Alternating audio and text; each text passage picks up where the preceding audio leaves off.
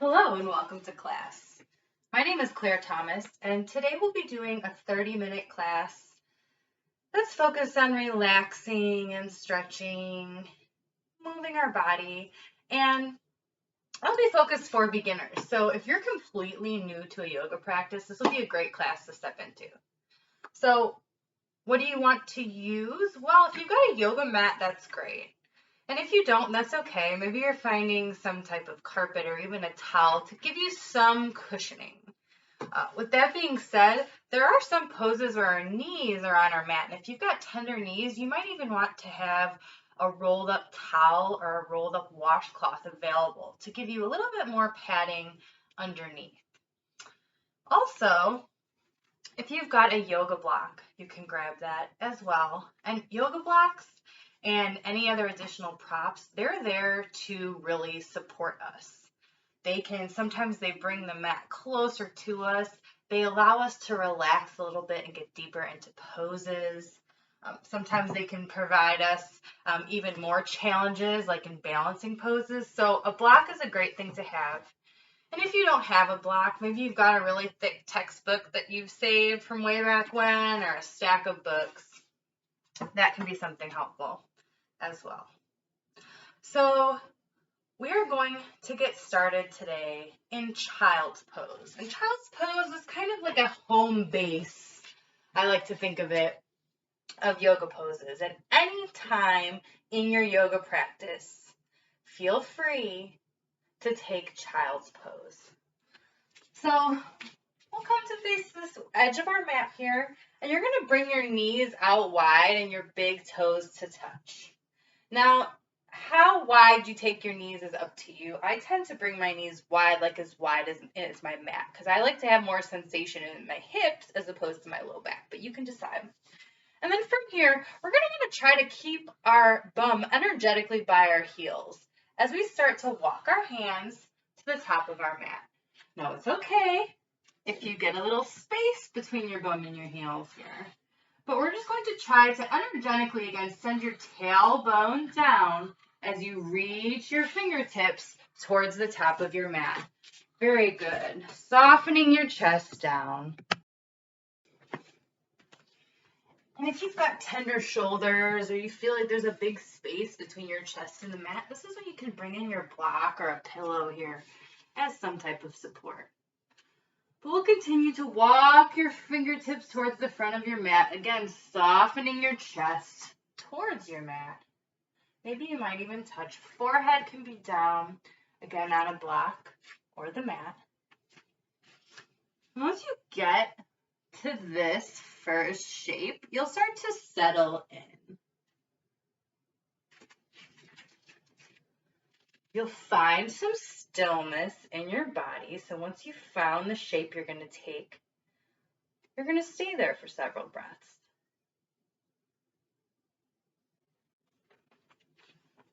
And you'll start to notice. First of all, notice how your body feels. Maybe you're holding on to tension somewhere. Maybe you're feeling tight. And we're not judging here. Just notice. Be that curious observer of how your body feels today.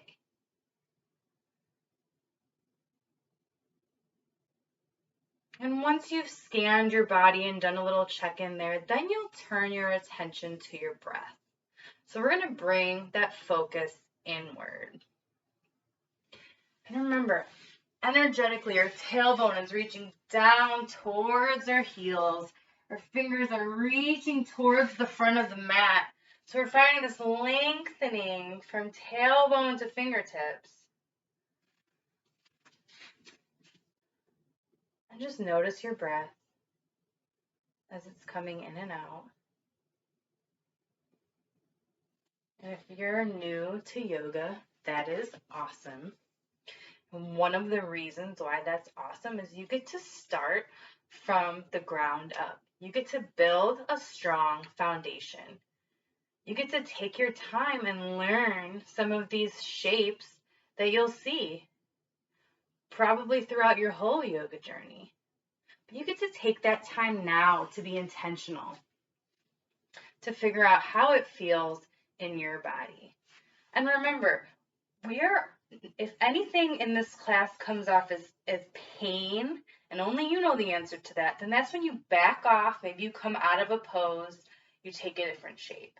But if it's uncomfortable, maybe you're feeling pretty tight, you're riding an edge there, that's okay. And that's something that shows up in a lot of classes. It's kind of getting comfortable with being uncomfortable. That's one of those skills that is going to also translate to helping you off of your yoga mat. A few more breaths here, and maybe your forehead is on the mat, and maybe you roll it side to side here, gently pressing your forehead into the mat there. Relax your jaw.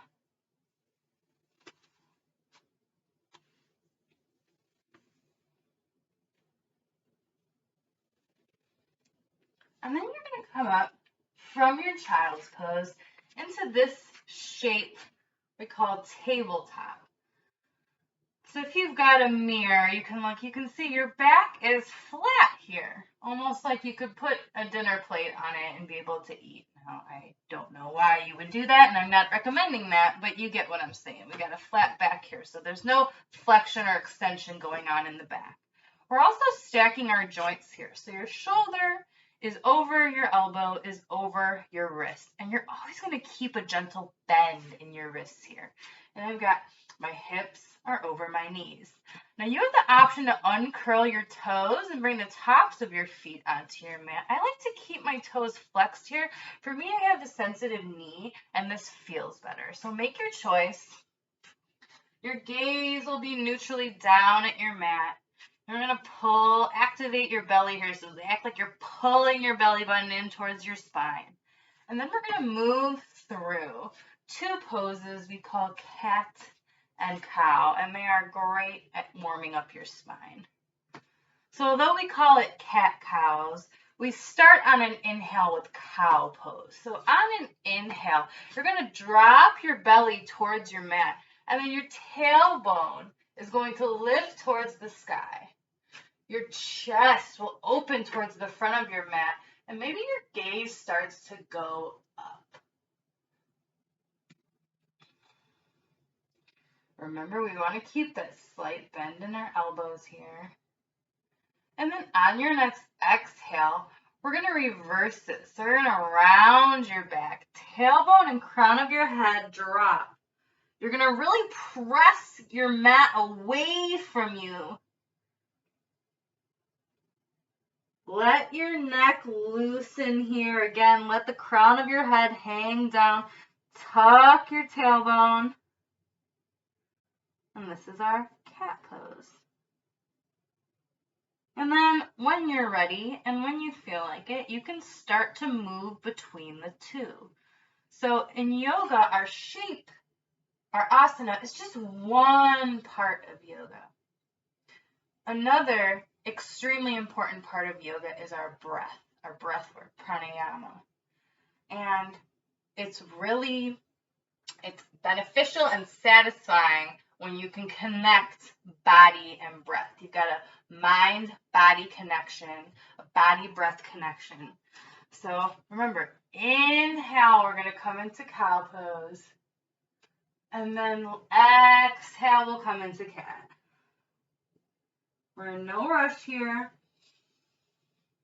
We're starting to move some fluid around into our joints, warming up your back. Cat-cows are very common in the start of a yoga practice. Again, just for that reason, it's like a warm-up move.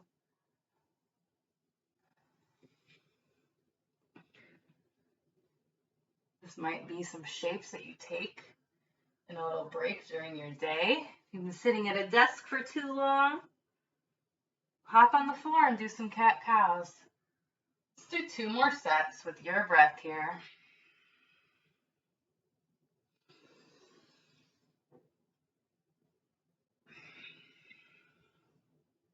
Great. Now we'll come back to this neutral spine.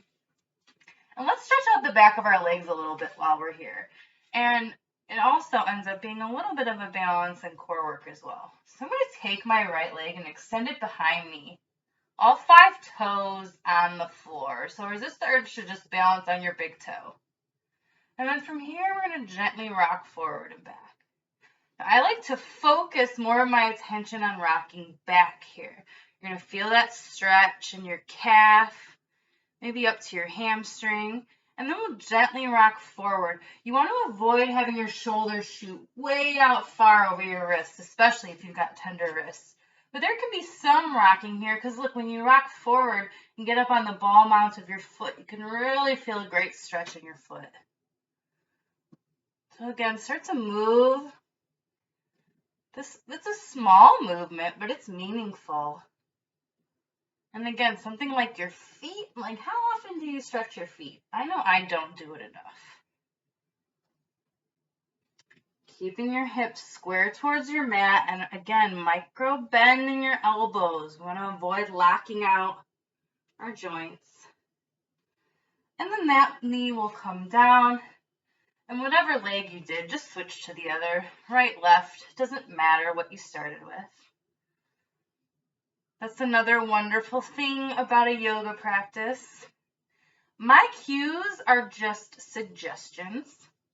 You are always free to do what works for your body. If there's a shape that's calling for you, you take it. Remember, child's pose, always available. If you did this entire video and stayed in child's pose, you just did a yoga class. Again, really put your attention on your leg here. Notice the sensations that you feel as you're getting this stretch. And again, your core here, you're engaged. You're flexing your core here. You're bracing it. And we'll come back to tabletop. Great job. From tabletop here, we're now going to work our hips a little bit. Our hips, our biggest joint complexes. If you want, you can sit back on your heels for a second. So our hips, if we have imbalances, if we have tightness in our back, it can manifest in our hips and vice versa. And so it's important to stretch these large joints.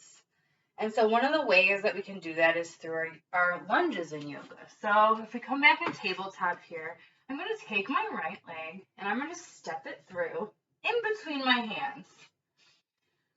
I'm in a low lunge. And if this is enough sensation for you, maybe across the front of your left hip here, some compression in your right hip, then you can stay here. Now my arms are a little bit on the shorter side, so my fingertips are tented.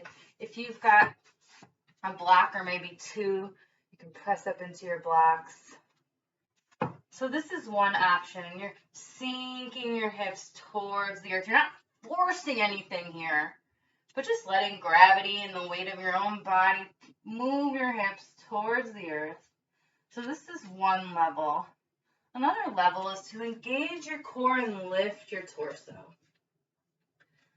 And usually, for some of us, for a lot of us, we'll want to maybe walk your heel closer to the edge of your mat to allow you to sink your hip a bit deeper. So again, we should feel the stretch in the psoas. You might even be feeling it in your glute, in your front glute. Option to take your arms up straight here. So this would be like a modified crescent lunge. You might see this in other classes where you're up on your back toe, back knee lifted off your mat.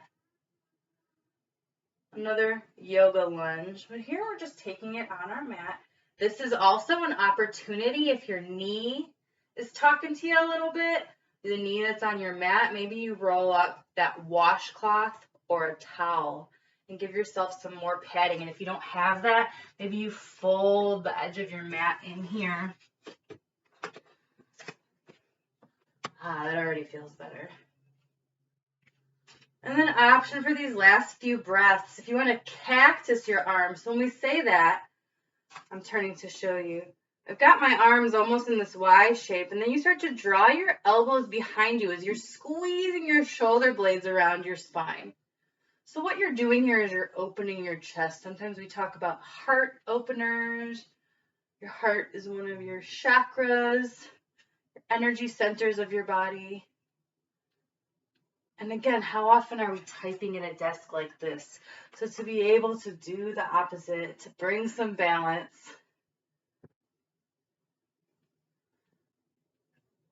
You might notice your breathing is a little bit heavier, you're feeling a little bit warmer. But anytime you need a break, you take it. And then I'm going to bring my hands back down to surround my front foot. And we're going to come right into a hamstring stretch. So I'm going to start to send my bum towards my back heel. And start to point my right toes at the sky. Now, you can sit all the way down on your foot, or you can stay lifted here. Maybe you try both and notice the sensation and which one you prefer. A nice stretch along the back line of that front leg. And again, I've got my fingertips tented here. If you've got your blocks, silly me, I only have one right now.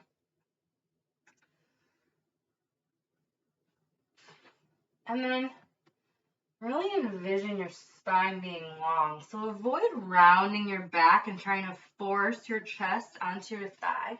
Instead, imagine us lengthening from the tailbone to the crown of your head. And then instead of rounding your back, imagine you're hinging at your hip. See how the sensation changes.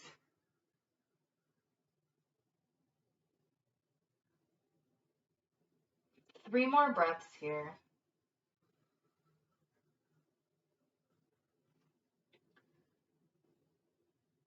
Another reason why being new to yoga is awesome is because you get to come at something with a beginner's mind.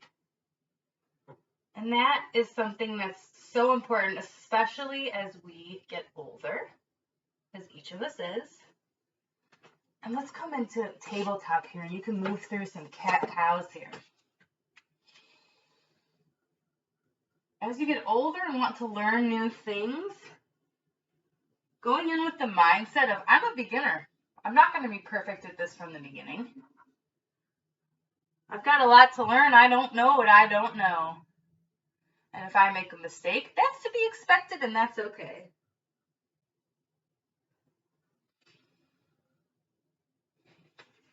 Now we're going to take those two shapes on the other side. So from this tabletop position, left foot, big step up in between your hands. And remember, maybe this is okay for you, and you're sinking your hip down. You've got a neutral gaze down and in front of you here. And then remember your other options. Torso lifted. Maybe you got that padding underneath your right knee. Maybe you're walking your left foot up just a little bit so you can sink a little deeper. Option to bring your arms up, fingertips to the sky. We've got 5 more breaths here. Maybe you're noticing some muscle activation, especially in your front leg. And for these last few breaths, maybe you cactus your arms, gaze can go slightly up. Shine your heart.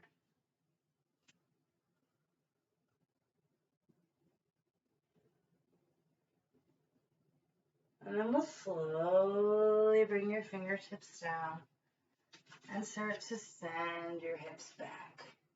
And again, I like to stay bum elevated here.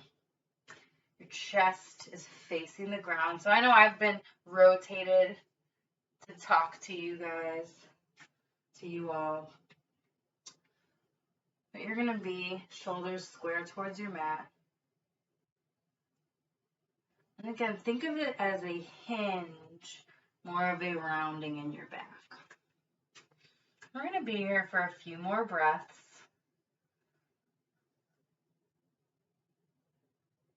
If you're feeling a little uncomfortable, can you stay? Another reason why being new to yoga is so cool is because by doing your yoga practice, you're going to build some strength and some flexibility. Because yoga really focuses on both things. So it's cool that you can hit two of those really important different, factions of movement there. In some yoga classes, you're also going to tick the cardio box. You might be stretching out muscles that you haven't stretched out before. You didn't even know that you had. Like, oh, okay. Guess I'm a little tight there. Let's come back to a tabletop. Option for a few more cat-cows. Inhale, cow. Exhale, cat. Do a few more, and I want you to really pay attention. Has your range of motion changed at all since the first cat-cow set that you did in the beginning of class? Now that you're a little bit more warm.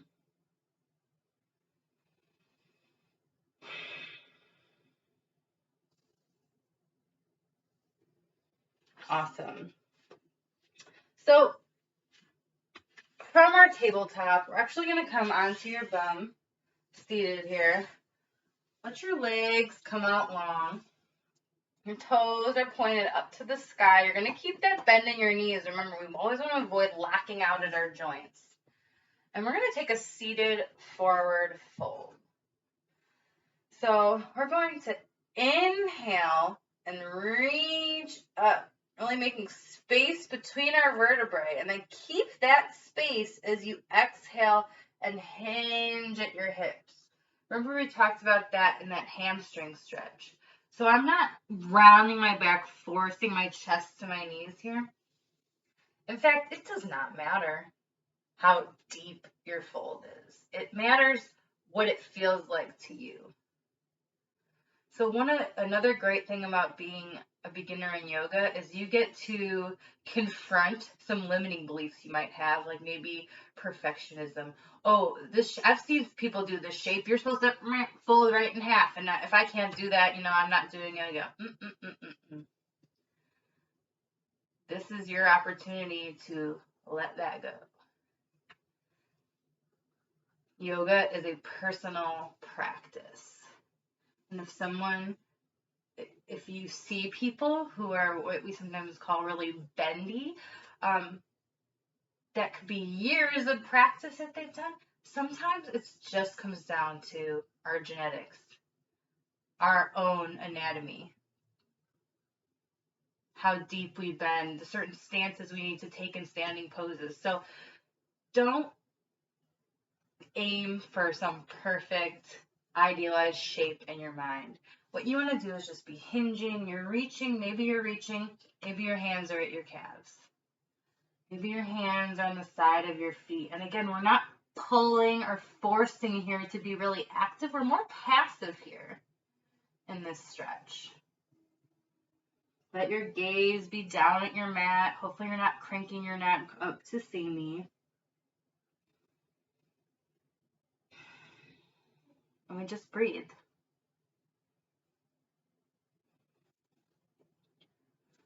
So we talked about being a beginner in yoga. You get a chance to build a strong foundation. You get to try on that beginner's mindset. Build your strength and flexibility. Let go of perfectionism. And a fifth reason why being new at yoga is awesome is you get to build your self-awareness. You get to notice how you feel right now in this moment, in this shape. not how you think you should feel, not thinking about what happened right before class started or what you're going to do after. You're right here and you're noticing. And whatever you're noticing in your experience right now, it's not right or wrong. It's just information that we're learning about ourselves.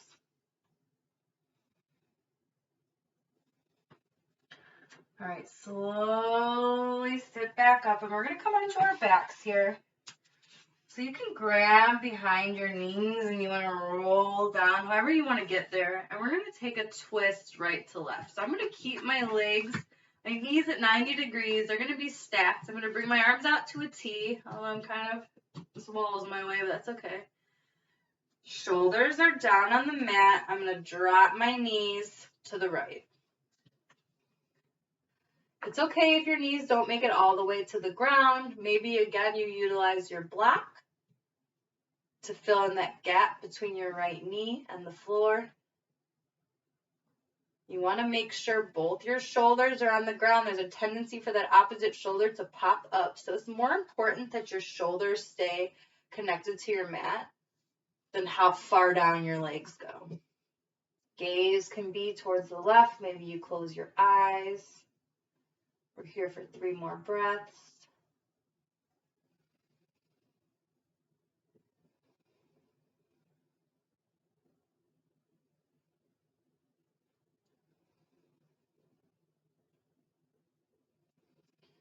And you'll carefully bring your knees back to center. Give yourself a little hug. Reset. Shoulder blades down, arms out, knees stacked, and then you can drop them the opposite way. If you drop your knees to the left, maybe your gaze goes towards the right. Soften your face and relax your jaw here.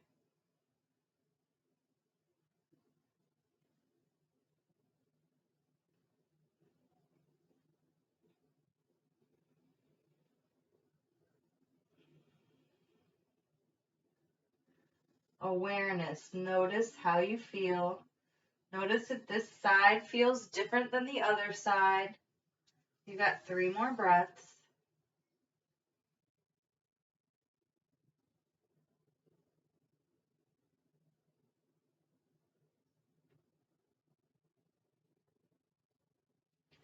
You're going to hug your knees in one more time. Give yourself a squeeze of gratitude. Then you're going to lay long on your mat. So your heels might come out to the edges of your mat. Whole back side of your body connected to your mat, palms facing up towards the sky. This is called savasana. It's our final resting pose here. And although we are quite literally laying on the floor, this is not a pose you want to skip in your yoga class. This pose acts as a reset for our nervous system. It really rounds out your practice. So if you can stay, please stay.